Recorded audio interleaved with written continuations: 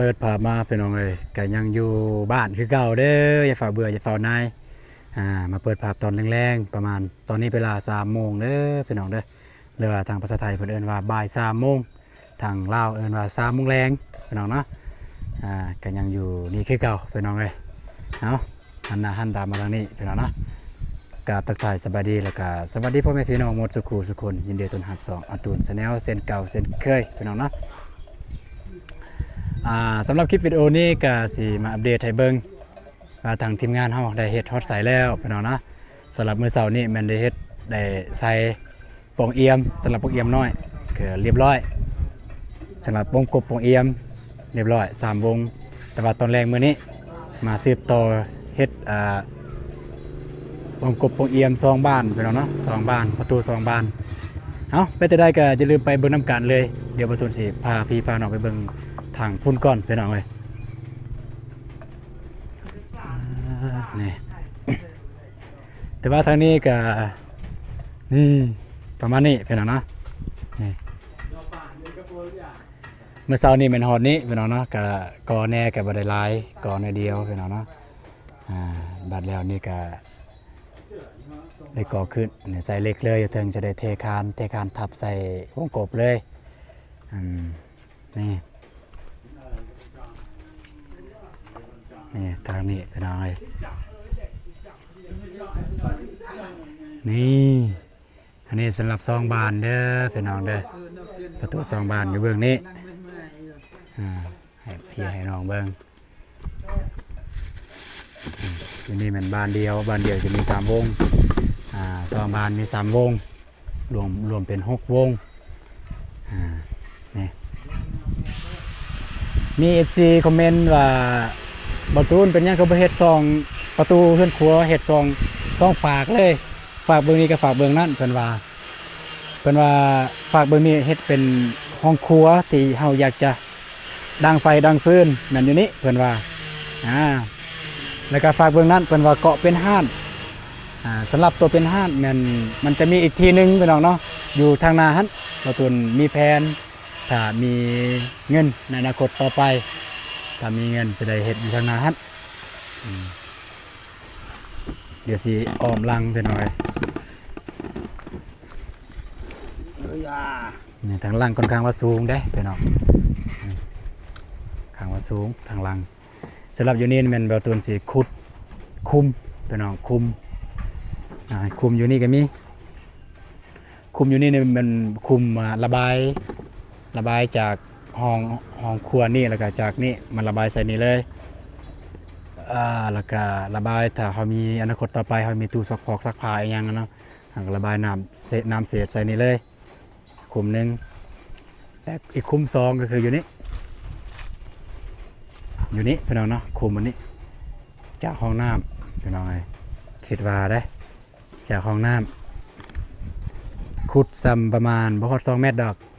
ซ้ำขุดได้อันนั้นพี่น้องซ้ำได้ขุดได้เพราะว่าหินได้อยู่ในมีหินหลายซ้ำขุดได้บัดแล้วเราจึงก่อขึ้นพี่น้องก่อขึ้นแล้วอยู่บนนี้พี่น้องเนาะอยู่ฝากเบื้องนี้มันจะเฮ็ดห้องน้ำอีกพี่น้องนี่ต่อจากห้องน้ำตัวนั้นเลยมานี่เลยเฮ็ดห้องน้ำห้องน้ำนอกพี่น้องเพื่อว่าแขกคนเพิ่นมาแล้วเพิ่นเกรงใจเพิ่นบ่หานเข้าห้องน้ำในหรือว่าจะว่าง่ายๆเป็นห้องน้ำสาธารณะพี่น้องแบบผู้ใดอยากเข้าก็ได้ผู้ใดที่กายไปกายมาทางนี้ก็มาเข้ามาใช้บริการได้พี่น้องเฮ็ดเป็นแบบสะดวกสบายแล้วก็บัดนี้นี่ใส่แล้วพี่น้องวงกบ2 บานสำหรับทางข้างอันนี้วงกบ2 บานนี่ใส่แล้ว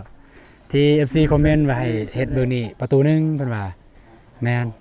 ประตูนึงคิดอยู่ตอนแรกคิดอยู่แต่ว่าเพราะว่ามีแผนเฮ็ดห้องน้ำอยู่ในนะก็เลยว่าบ่เฮ็ดซะแต่เป็นจังได๋ก็อ้อมมาทางนี้ก็ได้นี่แล้วก็บ่ตุนคิดว่าเบื้องนี้แนวนั้นก็ต้องได้อยู่แล้วเพราะว่าเป็นเดินมื้อนี้เป็นเดินบ้านไปพุ่นห้องน้ำก็อยู่นี่คันบ่มีห้องน้ำอยู่นี่จะ ยับมานี่ก็ได้ห้องน้ำบ่เป็นหยังเป็นห้องน้ำสาธารณะอันนี้มันเราในตอนนี้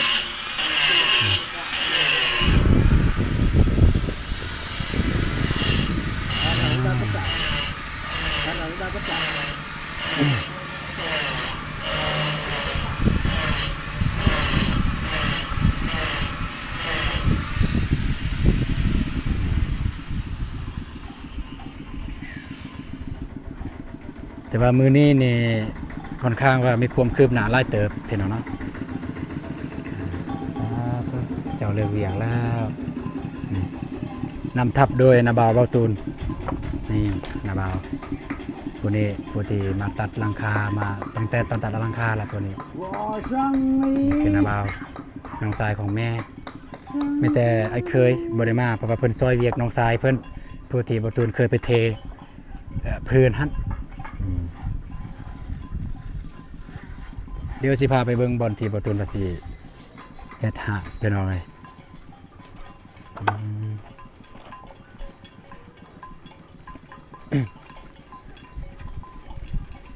นี่บอลนี้เพื่อนเนาะบอลนี้คือบอลที่บอตุนว่าอยากจะเปิดห้างถ้าอนาคตต่อไปมีเงินเนาะถ้าอนาคตต่อไปบอตุนมีเงินก็จะเปิดอยู่นี่อยู่นี่เพื่อนเนาะก็ไม่ใช่ป่าอยู่นี่ก็คือซื้อประตูเลยซื้อทางเลยนี่ทางมาแต่เทิงนี่ทางมาแต่ลุ่มในทางเขามาทางแต่เมืองท่าแตงโอ้เป็นกำลังเลิกเวียกเลิกงานแล้วนะก็มาบำรุงมาบรรทัดเลยบ้านี่กับประมาณนี้อันนี้มันดินลัดดินล่วงแล้วเนี่ยดินลัดซ้ำนี่เพียงนี่ไปพุ่นก็ซ้ำสิเอาห่านไปน้องอย่าเปิดห่านยังซ้ำซองห้องเนาะซ้ำซองห้องหรือว่าซ้ำ6เสาห่าน6เสาเนี่ยได้ละซองห้องห่านได้ซองห้องนึงก็ขายอีกเครื่องนึงห้องนึงขายอีกเครื่องนึงพอดีมี FC คอมเมนต์ว่าให้บอตูนเรียนตัดผมถ้าว่ามันดีบ่เป็นคอมเมนต์ที่ดีหลายคอมเมนต์แบบนั้นแต่มาเบิ่งการตลาดอยู่บ้านเฮาเนี่ยสไลด์ก็จะบ่ได้ใส่แบบว่าสไลด์ตัดผมแล้วบ่ได้ให้ทางห้างตัดส่วนหลายเนี่ยก็จะตัดเองนะสำหรับอยู่บ้านเฮาคือจังที่บอตูนได้เครื่องตัดผมเครื่องนึงที่ทางแม่เพิ่นฝากมาให้ก็เป็นน้องสายบอตูนเพิ่นพอตัดเป็นแน่ก็สิเว้าเรื่องประสบเปิดห้านแล้วมีคนมาตัดบ่มีเสื้อว่าบ่มีเพราะว่ามือยังบ่ทันได้แต่ในเมื่อเพิ่นตัดฟรีก็มาตัดมาหาก็สามารถตัดฟรีแบบเพิ่นวางแล้วก็เข้ามาหาแล้วก็ตัดนี่แหละสร้างใหญ่เพิ่นนับแต่สร้างตัดผมกับแม่นเด้อพี่น้องเด้อเครื่องตัดผมที่บอตูนได้รับจากแม่เพิ่นสื่อในของบอตูนสื่อนี่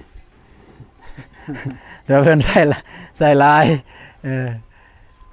อยู่ใส่ให้นั่นเครื่องดื่มเฮากินแล้วเด้อเอาดีๆอยู่ใส่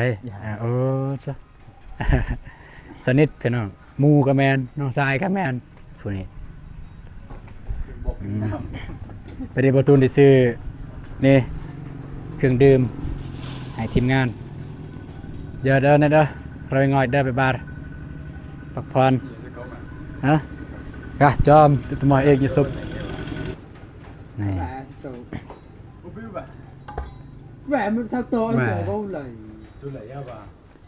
โอ้ซุฮะจุดไหนเนี่ยโอ้เบิดซัมนี่แหละเพิ่นกอพี่น้องเอ้ยเพราะว่าบ่ฮอดพุ่นนี่ประมาณนี้พี่น้องเนาะถ้าเบิ่งจากอยู่ภายใน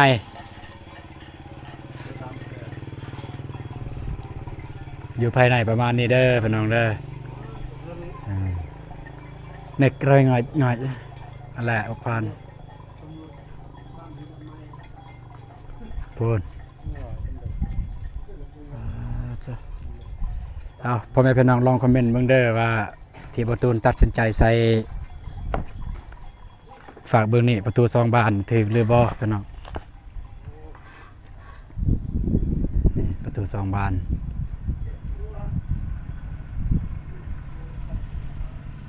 จะได้ก็อยากให้มันแล้ว อยากมันแล้วซ้ำที่ซ้ำกอนั่นแหละพี่น้องเอ้ยอยากมันแล้วซ้ำกอแต่ว่าตามเบิ่งเนี่ยดินจีดินบล็อกนี่มันจะบ่พอแต่จะเป็นต้องได้ซื้อจาก100 200มาใส่อีกแล้วก็เบิ่งตัวจริงพี่น้องเนาะดีแล้วบ่ตูนซื้อน้อยตะกี้ถ้าซื้อหลายมันเหลือเฮ็ดจังได๋เนาะบัดนี้นี่บ่จ้ะ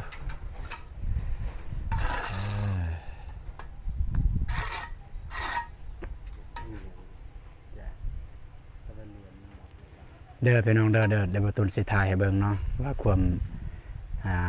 เสามันบ่ซื้อมันบิด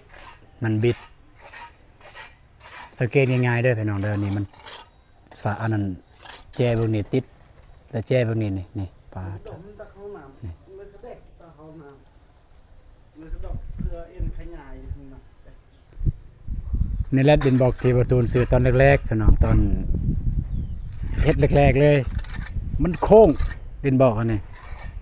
มันคดมันโค้งมันเบี้ยว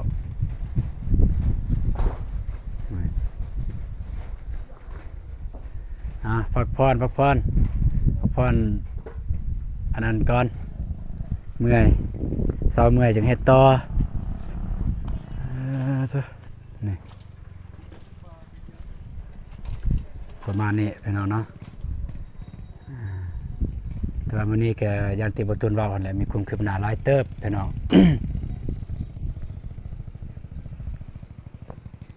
ตัวนี้ก็ได้ก่ออีก3ก้อนบ่จังซี่ตัวนี้อีกก้อนหนึงตัวนี้อีก2ก้อนเพื่อให้มันจับกบนี้จับวงนี้บ่ให้มันเขื่อนคันป่าจังซี่แล้วยันมันเขื่อนยันถึกไปสู่นั่นนี่แหละมันเขื่อน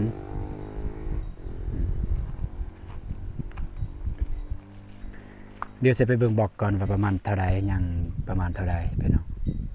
โอ้ยังประมาณเท่านี้พี่น้องเอ้ยก็น่าจะบ่ฮู้ว่าสิได้ก่อเท่าใดยังประมาณฮอดบ่200นั่น100ก็สิบ่ฮอด100 ยังได้เดียวพี่น้องมื้ออื่นน่าจะก่อเบิดแล้วบอกอันนี้ก็เบิ่งตัวจริงถ้าเบิดแล้วก็จะได้ซื้อเติมว่าซื้อเท่าใดมาคิดไรคร่าวๆว่าจะได้ซื้อเท่าใดพี่น้องนี่บอกที่ประตูซื้อแรกๆตะกี้เดี๋ยวประตูจะถ่ายให้เบิ่งว่าโค้งแถบ่คดแถบ่บอกกันนี่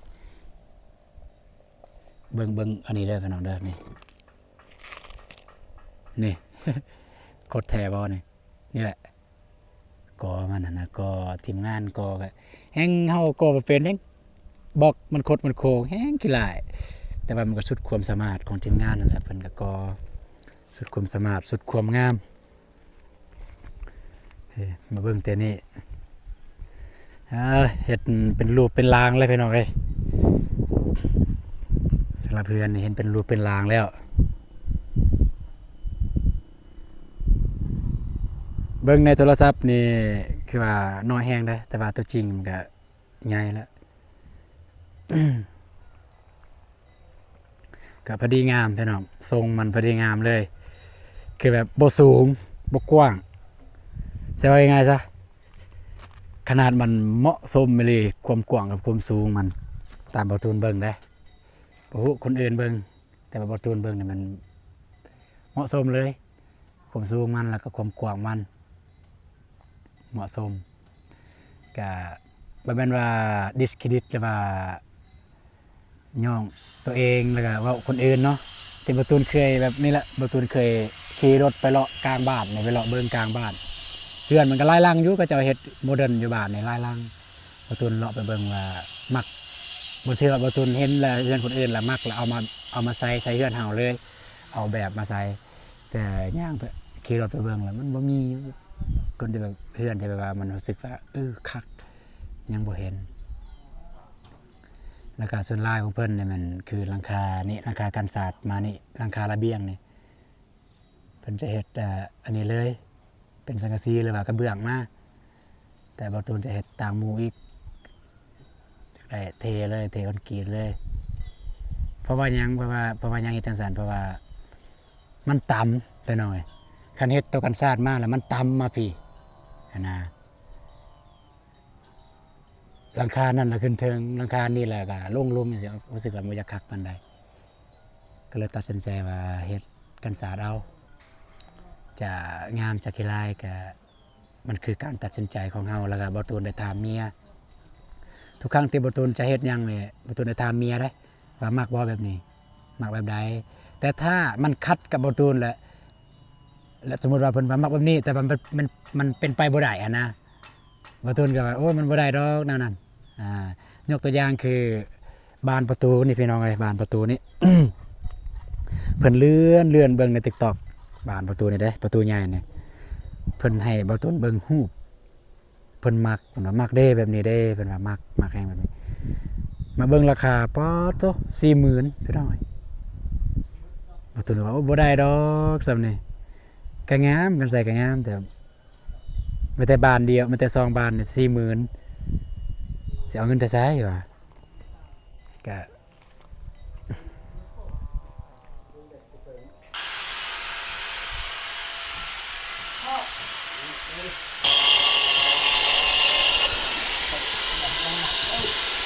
เป็นตากระแดดง่ายก็กลับแล้วทำมาก็ต้องให้แจ้มาเดิมเลย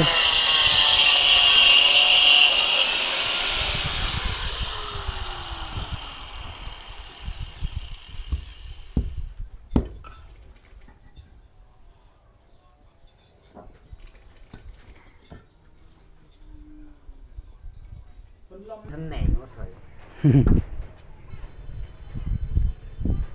ว่ามันต้องเตะหนาเนาะ Bành đạp tí đạp bơi vai như thế nào vậy ก็แต่ไปดีก่อนเลยไปไม่อายรู้สึกไอ้โหน่ะสไตล์โมเดิร์นนั่นบ้า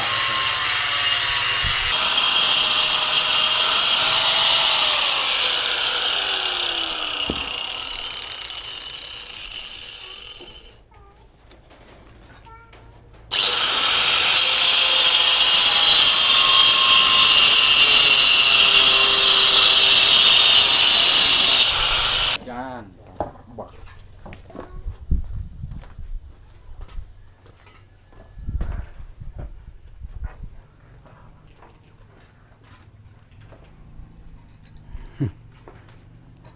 สิ่งเล็กสักคนเงินเหรียญนั่นแต่ก็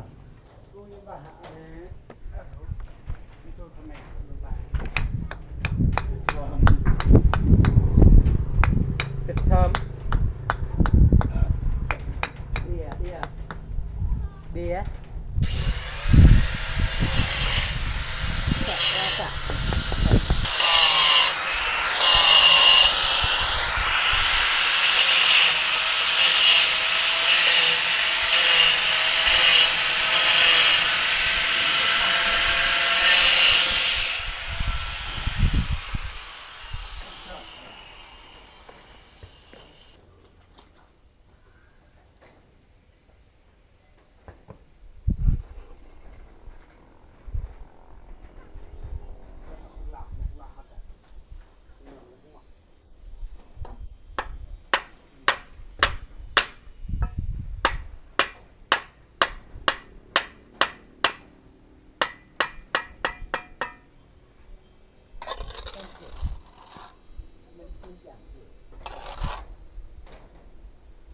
ยังของก็หลายของในเด็กเดี๋ยวพี่คือ สำหรับประตูซองบานนี่พี่น้องเอ้ยบ่ตูนบ่ฮู้สิเบิ่งแบบแต่ไสพี่น้องเนาะเพราะว่าด้วยความว่าเฮาเฮ็ดแล้วอะนะประตูนก็เลยเข้าไปให้ AI ประกอบให้ AI มันประกอบให้ปุ๊บแล้วประตูนก็เบิ่งโอ้งามเด้แล้วก็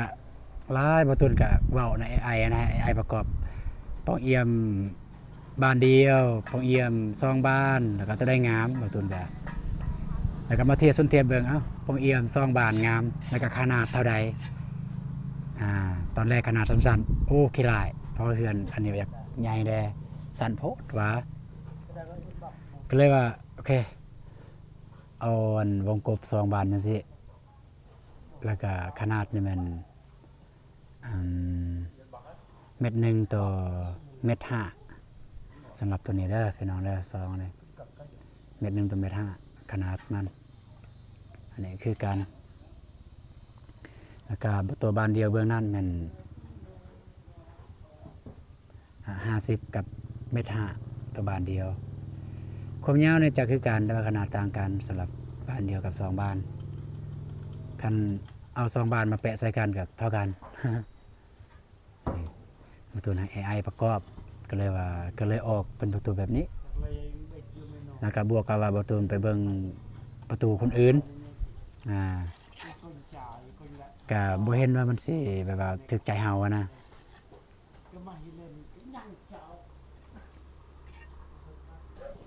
ป๊อดโซ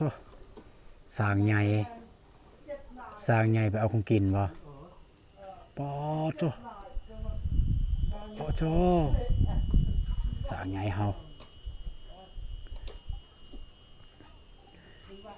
ผู้นี้ก็ต้องให้ผู้นี้มีเรื่องเราผู้นี้กับบอตูนสำหรับน้องทรายผู้นี้นะและทรายคิงเลยเพิ่นหันห่างจากบอตูนประมาณ3 ปีน้องทรายผู้เมื่อกี้นี่ห่างจากบอตูน3 ปีแล้วก็สีเราสู่ฟังเนาะพี่น้องเนาะเพิ่นนั้นเป็นทางเซียวเป็นทางนอกเป็นยังไงจังซั่นคือแบบคุยกันได้ทุกเรื่องบ่ว่าแต่เรื่องเพิ่นแล้วก็เรื่องบ่ตูนคุยกันได้ทุกเรื่องแต่อย่างว่าเราคือตะกี้เนาะเว้าเรื่องอดีตเนาะพี่น้องเนาะตะกี้สมัยวัยรุ่นตะกี้เฮาไปลิ้นแบบไปเลาะไปลิ้นนะมาแล้วก็สมมุติกลางคืนมื้อคืนนี่บ่ตูนไปลิ้นแล้วก็มื้อนี้บ่ตูนก็เล่าสู่ฟังเล่าให้มันฟังมื้อคืนนี่แบบนี้เล่าก็คือกันไปลิ้นมื้อคืนนี่มาแล้วก็มาเล่าให้บ่ตูนฟังหรือว่าอกหักก็ยังปรึกษาบ่ตูนประมาณนั้นแล้วก็แรกๆแต่บตูนให้บตูนบอกผู้ใหญ่ไปขอน้องบองบตูนก็บอกลาว บอกกับลาวเฮามีใจเด้อแบบนั้นแบบนี้เด้อแต่เจ้าไปบอกอ้ายน้องแล้วก็พ่อแม่ประมาณนั้นเนาะกับคนนี้ต่อให้กันตีกัน10 เทื่อบตูนเชื่อว่ากับผู้นี้นี่บ่มีวันสิแตกแยกได้เพราะว่าเคยเลยก็บ่ถึงกันว่าตีกันแฮงแต่ว่าก็เว้าแบบกันเองนะกับพวกนี้คือตอนเราสร้างครอบครัวเราบ่ได้มีหยังคือแบบเฮาก็ซอยกันเบิ่งกันนั่นแหละบ่ว่าแต่กับเราอ้ายน้องบ่ตูนคือผู้นี้แล้วก็ผู้หนึงอ้ายกกเฮาก็เบิ่งกันคือจังซี่แหละตัวอย่างว่าคือเฮ็ดเฮือนจังซี่แหละเพิ่นก็บ่อยากปะเฮาในเมื่อเฮาต้องการความช่วยเหลือเพิ่นก็มาซอยทั้งๆที่เพิ่นก็มีเวียกคือกันเพิ่นก็มาซอย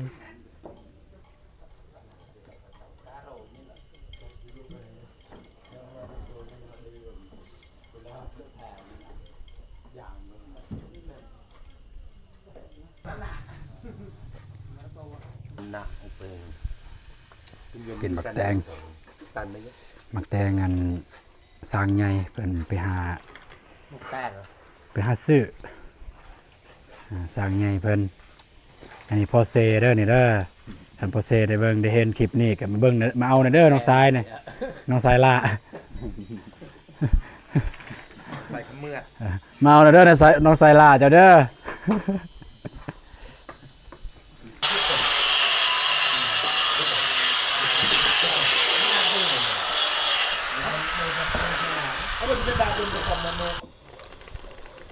สามาให้เปลยเนี่ยเด็กผมมันการเ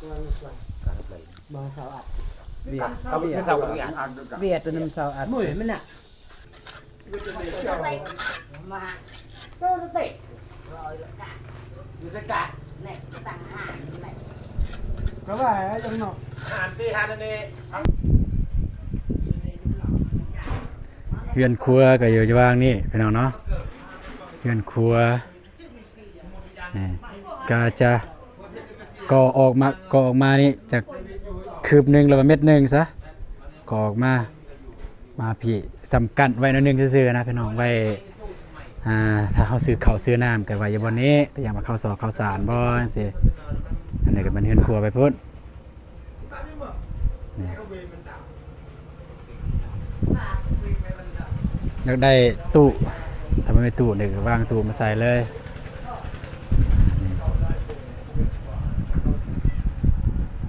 สำหรับทางนี้เนี่ยเป็นทางที่ถ้าทำมือเงินใครก็จะได้สร้างห้องครัวอยู่นี่บาทุนเบาหลายเทื่อละยานพ่อพี่น้องเบื่อแต่ยานว่ามีคนที่ยังบ่ทันได้ฮู้เนาะก็เป็นเฮือนครัวที่แบบว่าเฮาอยากดังไฟดังฟืนนะประเภทแบบเป็นไหม้เป็นหยังก็จะอยู่นอกนี้ตัวที่มีควันว่าซั่นซะตัวที่แบบว่าเป็นแก๊สเป็นไฟบ่แม่นอยู่นี่มันจะบ่มีผลกระทบต่อเฮือนมันบ่มีควันเด้พี่น้อย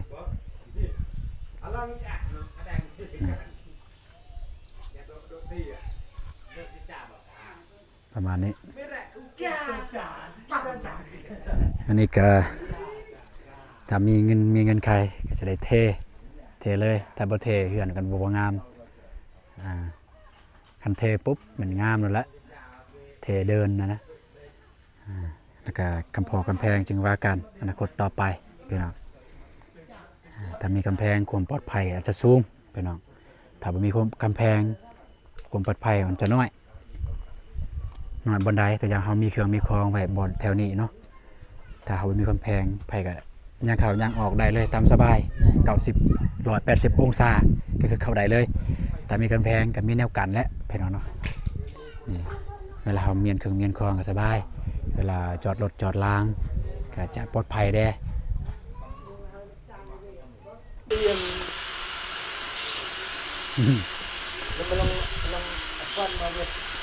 คือมักแกง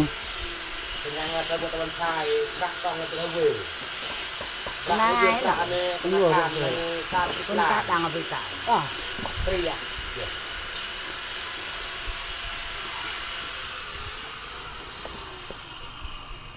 ข้าวยังวะคือมันดักข้าไก่คือมันดักปวดเสือกมั้งคือต้องใส่เดียวลูกโอ้ยก็วาง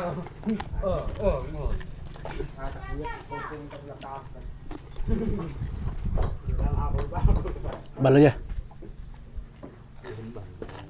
บันเลย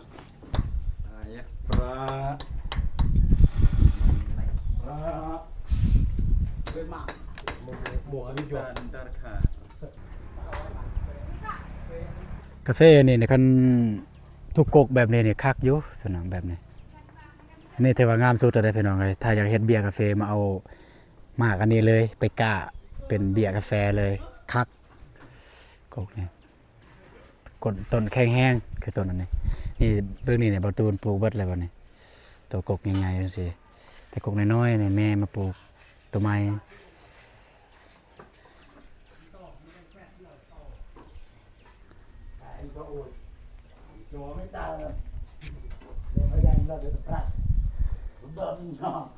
เอาพี่น้องเนาะสำหรับคลิปนี้ก็จะประมาณนี้เด้อพี่น้องเด้อ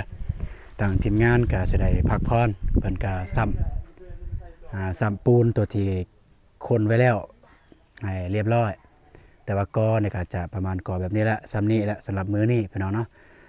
มันก็สิมืดสิค่ำแล้วเมื่อยอยากพักผ่อนพี่น้องเอ้ยก็ไม่ได้ว่าติดตามเบิ่งคลิปต่อไปเด้อพี่น้องเด้อคลิปอื่นว่าทีมงานจะได้เฮ็ดอันใดแน่แต่ที่แน่ๆก็คือมาก่อมันแล้วแหละเพราะว่าตัวยากๆนี่มันแล้วยากในมันประเภทนี่แหละใส่วงยากขั้นตอนต่อไปที่สิยากแน่สำหรับก่อก็คือคานเทคานอีกเพราะว่าคานนี่อยู่เทิงอีกพี่น้องเอ้ยจะบ่ได้ต่ำแบบนี้เด้อยู่สูงคานทับวงกบพันเนาะเอาพี่น้องเอ้ยสำหรับคลิปนี้จะได้จบคลิปเพียงเท่านี้ก่อนก่อนจะหมดก็บอกกับใจเด้อผู้ใหญ่ใจบุญเรียบร้อยทุกท่านที่ได้ตามรับชมคลิปของบ่ตูนตั้งแต่ต้นคลิปจนจบคลิปจังได๋ก็ขอให้พี่น้องจงมีสุขภาพแข็งแรงร่ำรวยๆเบิดสุขสุขไปพี่น้องเจอกันในคลิปต่อไปคลิปนี้สบายดีเด้อพี่น้องไป